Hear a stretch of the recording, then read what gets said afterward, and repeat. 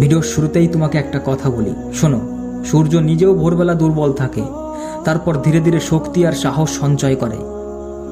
তোমাকেও সেই একইভাবে ওই সূর্যের মতন হতে হবে।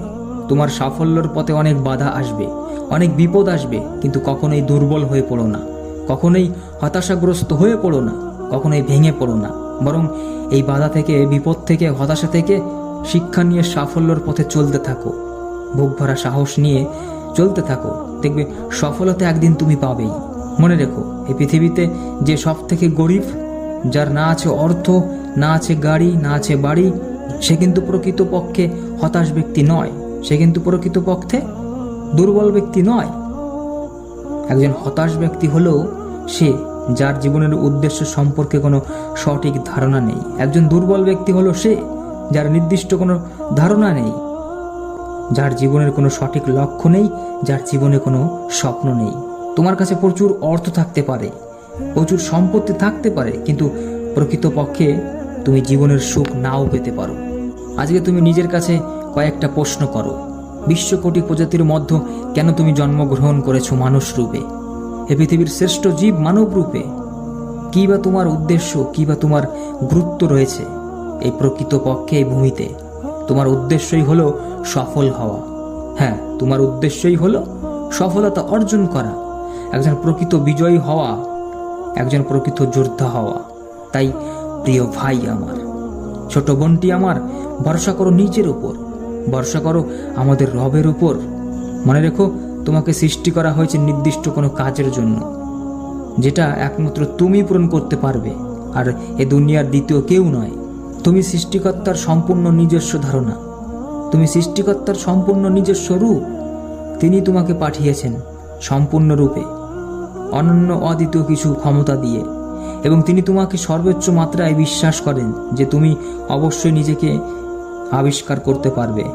এ দুনিয়ায় সব থেকে ক্ষতিকারক যুদ্ধ সেটাই যে বিশ্বের ইতিহাস দেখেছে। সেটা শুধুমাত্র দ্বিতীয় বিশ্বযুদ্ধ অথবা প্রথম বিশ্বযুদ্ধ নয়, সেটা হলো ভয়ের ভূমিতে যুদ্ধ। হ্যাঁ, সেটা হলো ভয়ের ভূমিতেই যুদ্ধ, কারণ বেশিরভাগ মানুষ এই যুদ্ধে মৃত্যুবরণ করে তাদের প্রকৃত মৃত্যুর অনেক পূর্বেই। এক্ষেত্রে কোনো রকমের সুখ বেঁচে থাকে না, বেঁচে থাকে না কোনো রকম আনন্দ, বেঁচে থাকে না কোনো রকম স্বপ্ন। তারপরেও যারা স্বপ্ন দেখে তাদের স্বপ্নগুলো মৃত্যুবরণ করে একরাশ ভয়ে। ভয় তোমাকে দেখে, ভয় তোমাকে ভয় দেখাবে, তাই কখনো ভয় পেও না। নতুন করে সাহস নিয়ে আবার জন্মগ্রহণ করো, ভিতর থেকে শক্তিশালী হও। কোনো মুহূর্তেই দুর্বল অনুভব করো না, কারণ তুমি তো দুর্বল নয়, তুমি তো অনেক শক্তিশালী। তোমার ভয়কে অতিক্রম করতেই হবে তোমাকে। তোমার ভয়কে অতিক্রম করতে তোমার কোনো বন্ধু বান্ধবের প্রয়োজন নেই, তোমার কোনো আত্মীয় স্বজন পরিস্বজনের কোনো দরকার নেই। তোমার ভয়কে পরাস্ত করতে তোমার যেটা প্রয়োজন বা তোমার যেটা দরকার সেটা হলো সাহস আর নিজের প্রতি আত্মবিশ্বাস।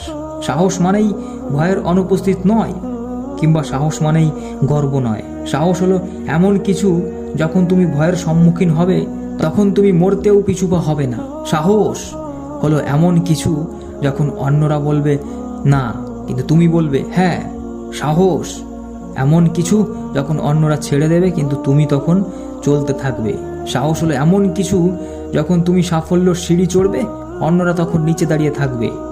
সাহস হলো এমন কিছু, যখন তুমি রপ্ত করে নেবে সিংহের মতন চরিত্র, যেটা সবসময় বলবে হ্যাঁ আমি পারবো, আমার দ্বারাই সম্ভব।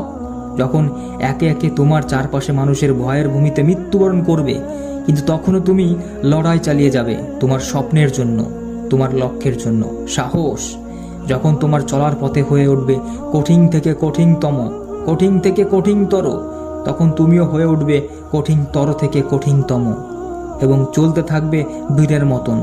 যেমন করে সৃষ্টিলগ্নে কয়েক কোটি লক্ষ ভ্রূণকে পরাজিত করে তুমি এই বিশ্বে পদার্পণ করেছিলে, ঠিক তেমনই করেও তোমাকে এই পৃথিবীর সমস্ত বাধা বিপত্তিকে ভেদ করে পৌঁছে যেতে হবে তোমার লক্ষ্যের দিকে।